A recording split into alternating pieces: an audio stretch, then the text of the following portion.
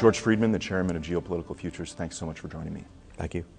I wanted to talk to you about something that you're talking about here at the Strategic Investment Conference, and that's what's happening with North Korea and the United States. You're saying that it appears that we may actually be on the fast track to war. Why don't you unpack that for me? Well, it's kind of a slow track that suddenly speeded up. We've been on this track for many years. What we're looking at is the indicators. A second carrier battle group has joined the Vinson off Korea. There's some indication the third one is moving to join it. F-35s, our most advanced fighters, have deployed to Korea. You have an exercise going on with over 100 F-16s in the skies over South Korea. And most ominous, if you will, civil defense briefings are taking place in Guam. And Guam is where our B-52s, B-2s, and B-1s are based, and that would be the main axis of attack. So if we're not going to war, we're doing a really good imitation. Civil defense briefings, what does that entail? What does that mean? In a war, you never know what the other side is going to do. And we know that the North Koreans are acting cocky for reasons that I don't fully understand.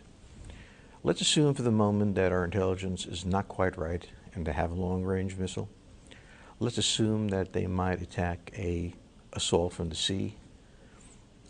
Any number of things might be the case, terrorism. You've got a civilian population on Guam, and remember Guam is part of the United States. We have a civilian population, they have to be protected. So most of them wouldn't know what to do in the event of an attack. Not clear that after the briefing they're going to know what to do, but at least you're going to make sure that to the extent they're ready. And when you start getting the civilian population ready, you've sort of made a decision, because that is going to panic a lot of people, and there's no reason to panic them for no reason. We know what North Korea's offensive capabilities are on the Korean Peninsula in terms of being able to destroy Seoul, and I've heard estimates of under an hour in terms of artillery up on the hillsides overlooking Seoul that would devastate a city that has a population of nearly 20 million. But what sort of offensive capabilities does North Korea have against the mainland of the United States? Probably, almost certainly, they don't have any, except a terrorist attack that is a special forces delivering some sort of weapon to the mainland, a ship coming in offshore. So the likelihood of that is very low. But remember, Korea is an ally. We have a large number of troops stationed there, and Seoul is a metropolitan area of 25 million people. I don't think they can destroy it in an hour. You can't load the shells that quickly, but they can do massive damage. So a great part of this war is not going to have to do with taking out the nuclear facilities. They're going to have to do with silencing the guns. And that's a lot of what I think the large strategic bombers are going to be doing. But let's remember, the North Koreans have an excellent air defense system. So that has to be taken out first. As in all wars, they get really complicated. It's easy to say do it. But this is a war that the United States has been planning for a long time as a contingency. It's also a war that the North Koreans have been getting ready for. Each side plans to surprise the other in some way, and that makes its precise course hard to predict. But that we are crossing a threshold here from the promise of military action if they don't stop what they're doing to military action.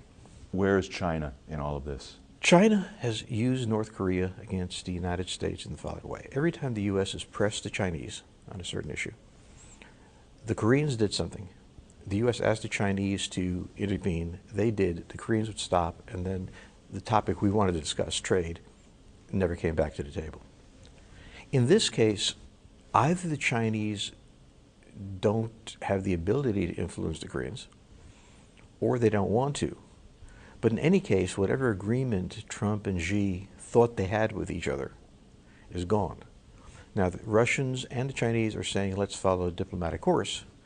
But I think the American view is, what diplomatic course? You have to have somebody to negotiate with, and they're not ready to negotiate. So what about those that would say Trump's doing this for some sort of political game that he's playing? Because obviously his popularity, especially after the last week or two, is in peril. Trump is following U.S. policy as has been laid down since the Bush administration, all through the Obama administration. There's a red line where they may very well have nuclear capabilities were to attack their neighbors or the United States, and at that point we intervene. Secondly, my view is that Secretary of Defense Mattis and National Security Advisor McMaster have built careers on military integrity. And I think the interesting thing about Trump is he's let them do what they had to do. Trump may benefit from it, and I'm certain that he's going to be attacked for inventing the war. But this has been American strategy in the region for several decades. And the North Koreans have chosen to cross the line, or to be seen as crossing the line.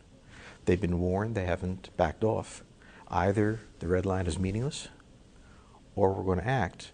And I think the consensus in the intelligence community, in the Defense Department, in the National Security Council is the likelihood that they are possessing nuclear weapons is high enough, and it is unacceptable to us that they do so, and there's a UN resolution against them doing so, that it's time to act. So what should our audience be looking for here over the next days and just a few short weeks here? What kind of a time frame are we looking at it? What should people be looking for? I would normally say let's look for the third carrier to show up, but I'm not sure that that plays a major role. But the United States has a habit of telegraphing war, not going to surprise attack, as we did in Iraqi Freedom, as we did in Desert Storm. We have overwhelming power, we think. They're not going anywhere. Letting them know that we're coming opens the possibility of a negotiation or a capitulation. And so they are going out of their way to make it clear to those who are listening that the United States is planning this operation. We didn't deploy the number of aircraft. We didn't warn the population of Guam. We didn't deploy carriers as a gesture. We are intending to use them, I think. And I suspect that we will, having entered this phase, wait until the Chinese can possibly reach an understanding, and then strike at our leisure and our convenience. Time is on our side. Dr. Friedman, thank you so much for your time. Thank you. Click the link below for live updates from the sold-out 2017 Strategic Investment Conference.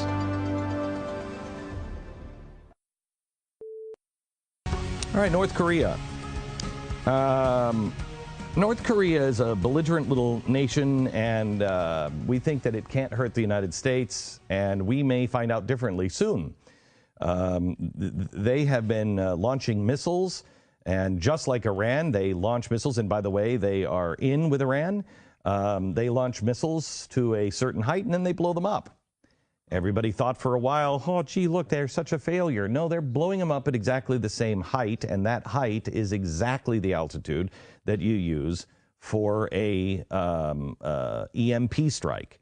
It would only take 3 EMPs to black out the entire United States. You could launch 2 from the West Coast or the East Coast and the other one from the opposite coast, and you could black out the entire United States. Experts warn, and the Pentagon believes this is the #1 threat to America, that if somebody would launch an EMP strike, 90% of the U.S. population will die within the first year. You want the night of the Walking Dead. It is an EMP strike. It's a serious threat, and other than global warming, probably the most serious threat. Right. Well, because yes, with global warming, we're taking a nature hack through the book of Revelation. Right. So, It's crazy. It's crazy. While people are worried about global warming, you should worry about an EMP. Oh. What's Let's happening with see, electromagnetic 0.9 pulse. degree rise in temperature, or all electronic circuitry being fried so at if once. you saw an EMP is, do you remember in Ocean's 11 where he said, well, we need a device, and he was standing up and he covers his twigs and berries, and it goes off and it knocks everything out so they can go steal things, and it knocked everything out for 30 seconds. That's the one part of 9/11 that you should, Ocean's 11 that you shouldn't believe. Could they pull that heist off? Yeah, maybe. The EMP would have knocked it out forever. Every computer chip is fried, and so you have to replace every single computer chip. So the problem is it doesn't just come back online, and it would take the United States, if the United States were alone, the only ones, and it would be parts of Canada and Mexico too, the people that would die because refrigeration stops immediately. How many people are on life-saving drugs that need to be refrigerated? How many people are on life-saving medication that you wouldn't be able to get because the CVS is closed for the next 45 days to a year? That's an extreme example of why you always talk about things like My Patriot Supply, where you're getting a food supply. So if, God forbid, something like this does happen, you at least can get through a certain amount of time. I will tell that you, way. This is not a paid ad. My Patriot Supply has a deal going on right now for what? You save $300 and you get 3 months of food and everything else. Yeah. I would go there. I don't even know the number or whatever, but it's My Patriot Supply. And I would go there because I don't know what's happening with North Korea, but nobody is really paying attention. We are walking up to a line with North Korea that is very spooky. Even if they don't know, I just want you to know, they could take a boat, a non-military boat, and they could bring it up close to our shores, still in international waters, launch a ICBM, 2 of them, launch them over the United States, blow them up in space, and you got nothing. Read the book 1 Second After. It was written by a military guy who was, I believe, part of Space Command for the United States, and had been trying to make the case to the Pentagon and to Congress. The Pentagon gets it, and the Pentagon says this is the #1 threat to America. The Congress won't spend, it's like $100 million to protect us. They won't spend it. Why? I have no idea. But Of all the things we spend money on. I know. $100 million, it's really, maybe it's $100 billion. It's nothing in the grand scheme of things. Literally nothing. We waste more than it would take. For some reason, we won't spend the money to protect our infrastructure. I mean, we do, the Trump budget does add $54 billion to projected spending for, the military, and maybe that's in there. I haven't gone line by line on that yet. I hope so. I doubt it. I would hope so. But nobody is really taking this serious in political circles. The military is. Our planes, some of our planes, some of our equipment is has everything wrapped in a Faraday cage. But, the average life stops. And this guy is nuts. Do you know what year it is in North Korea? Do you know what the date is today? What year is it? Yeah, what year is it? It's the same year everywhere, isn't it? Is it not? No, it's the year 105. It's 105 now in North Korea. A 105? K? 105. A 105. KJ? Is it like measuring it from like Kim Il-sung's birth. Il-sung's birth. Okay. And he was born April 15th, 1912. And so, So there was no time before him? There was no time before him. It's 105. This is how backward this country is. They have concentration camps there that are horrendous, and we're not paying attention to them. Well, everybody wants to look the other way. These concentration camps are filled with people. For instance, if you commit a crime against the state, which is the worst, you say something wrong about the state, it's not just you. You and your family are put into a concentration camp for 3 generations. 3 generations have to pay for your crime. Wow, that's incredible. I mean, we're dealing with this with the American student who was over there. Yeah. It's been, I think, a year now, and the Trump administration's trying to try to fire up negotiations yet again because, again, he was on a academic trip. Yep. And he decided he wanted to steal a banner for just a piece of memento from the trip, and got caught, and is 15 years hard labor he got for it. 15 years. Now he's already served a year, and they're trying to get him out because obviously it's a completely absurd punishment scary to us. place. But man, It is a scary place. I said this before. I would love to go there. So would I. In theory. Like, I would love to go there and see it. It's an incredible place because it is another world on Earth. Well, so young. It's only 105. And it's only 105 years old, you know, young, sexy, nubile. But they have nuclear weapons and missiles, and they have allies like Iran that would like to see us dead. Right. And the way to knock out the United States of America is to put us on cave dwelling status. And that is possible. And I would just pay attention to what is happening in North Korea. God forbid an EMP ever happens in America. But the second to the last thing we need is yet another war front.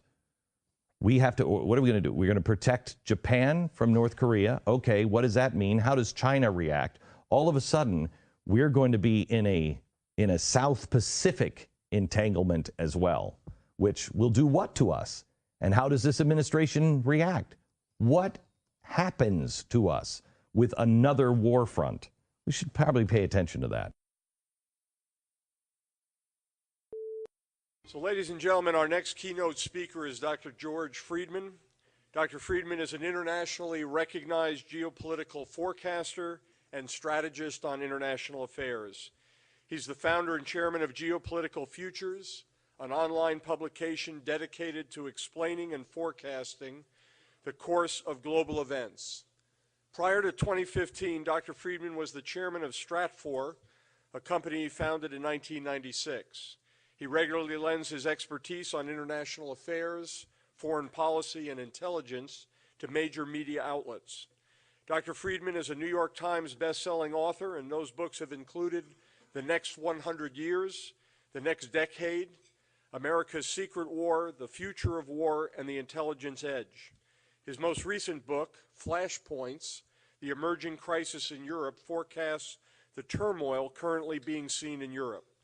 Dr. Friedman received his bachelor's degree from the City College of the City University of New York and holds a PhD in government from Cornell University.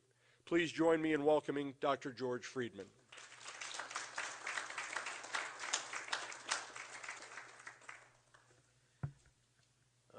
Being at a conference on ethics and war kind of defines my life.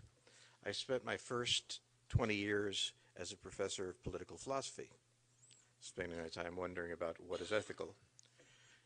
I left. I loved my subject. I could tolerate my students, but my colleagues were unbearable. So I left academics for another reason as well, which is that the more I studied, the more I found that I was persuaded that history is impersonal, that it is not a sphere in which individuals, on the broadest level, make much of a difference. They may well make a difference in whether or not we're going to fund a particular program, but the broad sweep of history that carries us along, that we really have to understand, is really beyond the individual. It is impersonal, it is compelling, and therefore the question becomes, what is ethics in a world filled with necessity? There is certainly use of ethics, and I think the guidance comes from Aristotle in the distinction he draws between the good man and the good citizen, and the terrible tension that there is between the two. Because the good citizen must engage in the thing that is most common to the state, war, and the good man must engage in the thing most common to his private life, love. And the tension between love and war is very real, and yet not so real as you might think, because war itself is rooted in love, love of one's own, and private life exists only to the extent that we protect ourselves. At this point, I found that I was no longer welcomed in the faculty club, and it was time to get out, so I started studying geopolitics with a passion. And instead of doing it in academics, I did it as a business. I don't want to ask for grants. It's humiliating. I don't really want federal contracts. It's debilitating. But if I sell something for $100, then nobody can blackmail me. and I can say what I want, and it becomes a pleasure. So that's what I'd like to talk about, what I've learned in doing this. And some of these things, if any of you had the misfortune to read my books, you may have heard, but some I want to repeat. And I want to start with something that every analyst who joins our staff I go through with. I ask you to think about the summer of 1900. Europe dominates the world. The European imperial system is overwhelmingly powerful. Europe is amazingly wealthy. It is at peace. And the common sense of the time that everybody shares is this is the natural order of the world. It will continue. 20 years later, Europe has ripped itself to pieces. A generation has been slaughtered. Empires have fallen. It's been saved by this strange third world country called the United States, who then leaves, and odd things have happened. But everybody knows one thing in 1920. Germany is finished. After this, Germany is not going to recover. Go forward 20 years to 1940, and Germany has conquered France. It is astride Europe as no one, including Napoleon, has managed to be. It is dueling with the British over the future of the British Empire. And the one thing that all common sense will tell you is this war is over. With the fall of France, Germany is ultimately invincible. They've imposed a new order. 20 years later, Germany is occupied by the United States and the Soviet Union, divided in half. The Soviet Union is allied with China, and one thing we know is that a war in Europe is almost inevitable. It will be a nuclear war, and the pivotal point is China, which we all know is completely insane. And once they get nuclear weapons, that's over. Move forward 80 years, China is allied with the United States against the Soviet Union. The Soviet Union appears to be emerging as a great power. The occupation of Europe continues. But the United States has fought a war, of course not in the central, not by the Fulda Gap, in Vietnam, and we lost. In 1980, one thing is certain, and the disarmament people will tell us that Russia is a permanent feature, and we must be prepared to make an accommodation with them. 20 years later, the Soviet Union has collapsed. It no longer is. And now the common sense is that the real issues of our time are economic. Davos man has arrived. We do not have to worry about war any longer. And then 9/11 comes. Two things I want to draw from this. Common sense is the most misleading tool you can use to forecast events. And the second is, what is now is almost inevitably not going to be soon. And that takes us to the sandbox and the theory of the long war. We've been at war for 15 years. We have not done well. The idea that therefore we'll be there for 50 years is counterintuitive. Yet the common sense is that we must continue to train our force for the Middle East. Even though we already see the era turning with China and the South China Sea, with Russia and its new assertiveness. It's not yet clear what the next era is. But from a mathematical point of view, only one thing is certain. Not that it's a 20-year cycle, not that it's automatic or anything like that. It is that what you are concerned about now, at the beginning of your career, is not what you will be obsessed with in the middle of it, and likely have nothing to do with what you're concerned about at the end. One of the weaknesses of all military organizations is not that generals fight the last war, but that majors build their careers on the last war. And it becomes impossible to shift the Army or Navy, sorry, wrong service. It becomes impossible to shift, not because the generals can't change their minds. It's the majors and the lieutenant colonels. They can't believe that the skills they've mastered in the battlefield no longer quite apply. And so one of the things I want to talk about, the thing I want to talk about, is the next event. And I don't want to stand here as if I were praising European imperialism in 1900 and missing the First World War.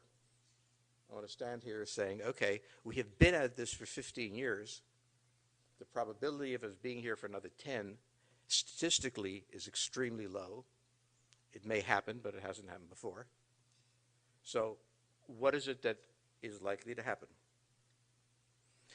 To understand what is likely to happen, I want to begin by talking about U.S. strategy for the last 100 years, which has been operating on two levels.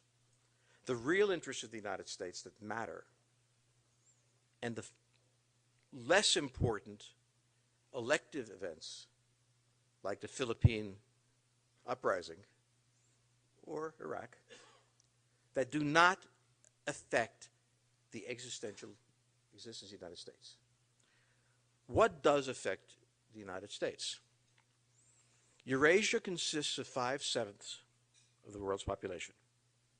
5 billion people live in Europe, Asia, the Middle East, China, India. That group of people and the resources of the Eurasian landmass can overwhelm the United States. The United States has two strategic interests. The first, the control of the sea. That is our barrier. That is not a trivial barrier. And I would disagree somewhat with Admiral Stavridis, which is that one of the pleasures of being American is that there are those seas. And if it doesn't buy us security, it buys us time. And time is sometimes more important than immediate security. The second thing is we do not want a unified Eurasia. A single power dominating all of Eurasia would almost certainly create a challenge to control the seas because of their resources. And therefore, the United States conducts a foreign policy, almost unconscious, that is designed to prevent a hegemon from arising. We can become more specific. Our primary interest is to make sure that Russia and Germany do not form an entente, either by one conquering the other or by an agreement. Agreements are better because they double-cross each other, but lacking that, we don't want a conquest. And for 100 years, this has been American foreign policy. After the Tsar fell, in 1917 actually, the United States intervened in World War II. It did not intervene because of Lusitania. It intervened because if the Russians stopped fighting, which seemed possible at the moment, and they transferred their forces to the West, that force would overwhelm the British and the French. And therefore, the United States did something that had never happened before in history. They invaded Europe, if you will, from the west to the east, whereas everything else had been happening from east to west. And this began to transform the world. At the end of that war, having no clear strategic understanding, but also thinking they had reestablished the balance of power. And it's interesting to look at Wilson, because if he were a ruthless realist or a complete idealist, he did the same thing. He prevented the French from dismembering Germany, maintaining the balance of power in Europe, and hoping that it would maintain itself. Alas, the French folded after 6 months. 6 weeks, I should say. That was not an option. Still, the United States hung back. It waited to see how things would evolve in domestic opinion, but also in the war. Intervening if Russia had fallen would have been a difficult strategic problem. Intervening if the British had capitulated because of the Battle of the Atlantic would have been a difficult problem. So the United States did what it does best, and everybody criticizes it for. It did nothing until compelled by Japan into the war, but the United States didn't declare war on Germany. That was a gift from Hitler, which is a long story that no one fully understands. Now we begin to understand that apparently Hitler was on speed, according to a book that's been published, which suddenly explains some of the decisions, this leading among them. At this point, the United States intervened and invaded Western Europe at the last possible moment, June 6, 1944, having allowed the German army to bleed itself to death, the Russian army to bleed itself to death, invaded Northern Europe. They took Bulgaria, we took France, so one of us got cheated, I don't know which. But at the end, the United States played a brilliant strategic game. And one of the paradoxes of American military thinking is the constant belief in the amateurism of American foreign policy. Whereas if you take a look at the First World War, you take a look at the Second World War, you see a brilliant strategy of allowing the balance of power to hold until it fails and buying as much time as possible before entering the conflict, but entering it at the decisive moment. Now, is this a matter of genius on the part of our generals? Is it brilliance on the part of our Congress? It is a necessary process built in. We cannot get there fast. It takes us a long time. Time to theater defines our strategy as waiting. Also, mobilizing a force defines